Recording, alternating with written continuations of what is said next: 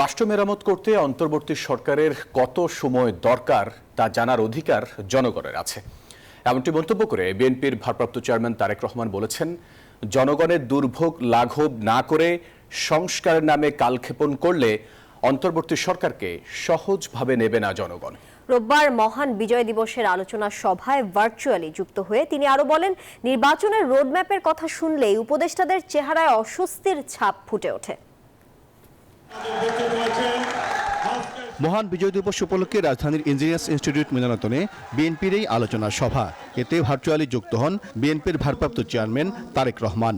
বক্তব্যের শুরুতেই দেশবাসীকে বিজয় দিবসের শুভেচ্ছা জানান তিনি।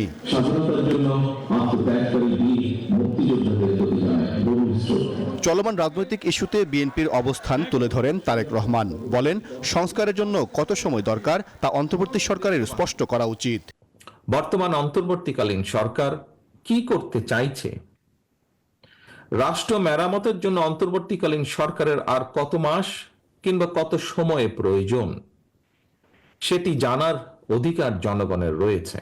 ৩ মাসেরও বেশি সময়ে নিত্যপণ্যের দামের লাগাম টেনে ধরতে না পারায় হতাশা প্রকাশ করেন তারেক রহমান। বলেন, বিএনপি এই সরকারকে সফল দেখতে চাইলেও তারা নিজেদের সফল দেখতে চায় কিনা সেটি বড় প্রশ্ন। নিত্য প্রয়োজনীয় দ্রব্যমূল্যের লাগামহীন ঊর্ধ্বগতিতে দিশেহারা সমাজের প্রায় প্রতিটি মানুষ। অন্তর্বর্তীকালীন সরকার যদি শুধু সংস্কারের নামে সময় সংক্ষেপ করেন, তাহলে জনগণের কাছে সংস্কার আগে নাকি সংসার আগে, এই প্রশ্নটি মুখ্য হয়ে উঠতে পারে।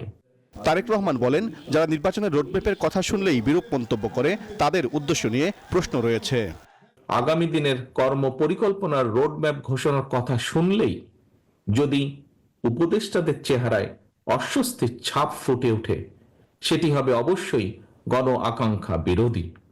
আলোচনা সভায় বিএনপি মহাসচিব বলেন, যারা এখন সংস্কারের কথা বলছেন তাদের জানা উচিত, এদেশে রাজনীতি, অর্থনীতি, শিক্ষা ও স্বাস্থ্য সহ সব সেক্টরেই প্রথম সংস্কারের উদ্যোগ নিয়েছিল বিএনপি।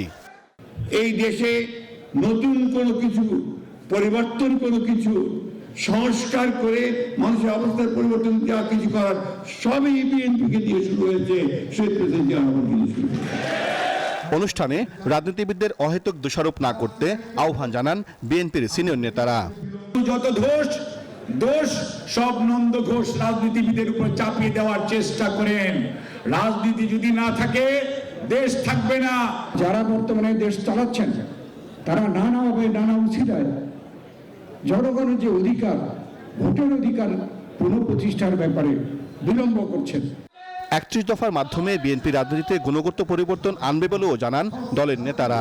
ঐক্যবদ্ধ থেকে এই জাতিকে স্বাধীনতার পাহারাদার হিসেবে আমরা প্রতিষ্ঠিত করে যাব। সাইফুল ইসলাম, নিউজ 24, ঢাকা। স্বাস্থ্যকর অল টাইম হানিকম, সব সময় অল টাইম হেলদি লাইফ।